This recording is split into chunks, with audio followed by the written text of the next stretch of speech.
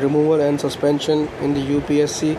As per Article 317, the chairman or any other member of the Public Service Commission shall only be removed from their office by order of the President on the ground of the misbehavior after the Supreme Court, on reference being made to it by the President, has in on inquiry reported that the chairman or such other members ought to be removed. The President may suspend the chairman or other member of the Commission until the report of the Supreme Court is received. The President may also remove the chairman or any other member of the Commission if they is adjudged and insolvent or engaged during their term of the office in any paid employment outside the duties of their offices, or it is in the opinion of the President unfit to continue in office by the reason of the infirmity of mind or body.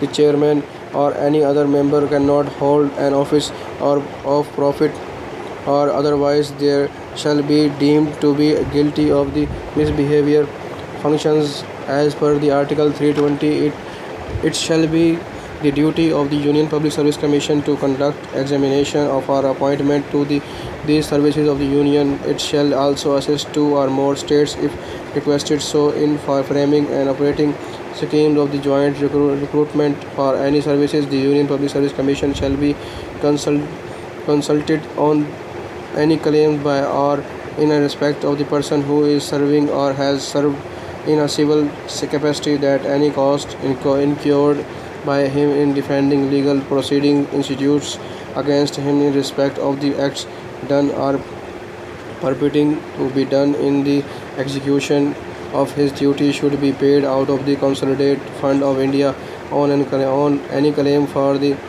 award of the pension in respect of the injury sustained by the person while serving in a civil capacity, and any question as to the amount of the such award. It shall be the duty of the Union Public Service Commission to advise on any matter referred to them, provided that the President has not made any regulation specifying the matter in which it shall not be necessary for Union Public Service Commission to be consulted. Expenses. As per Article 322, the expenses of the Union Public Service Commission include any salaries, allowances, pension payable to or in respect of the member or a staff of the Commission shall be charged on the Consolidated Fund of India. Extension of the function. As per the Article 321, an act made by the Parliament may provide for the exercise of additional functional by the Union Public Service Commission with respect to service of the UNIO reporting. As per the Article 323, it will be the duty of the Union Commission to annually present a report to the President of the work done by the Commission. On receipt of such a report, President shall represent a copy before each House of Parliament together with a memorandum, if any, explaining the reason where the advice of the Commission was not accepted by him. Organizational structure. The Commission consists of a chairman and other members appointed by the President of India. Usually, the Commission consists of 9 to 11 members, including the chairmen. Every member holds office for a term of 6 years or until he attains the age of the 65 years, whichever is earlier. The term and condition of the services of the chairman and member of this commission are governed by the Union Public Service Commission Regulation 1969.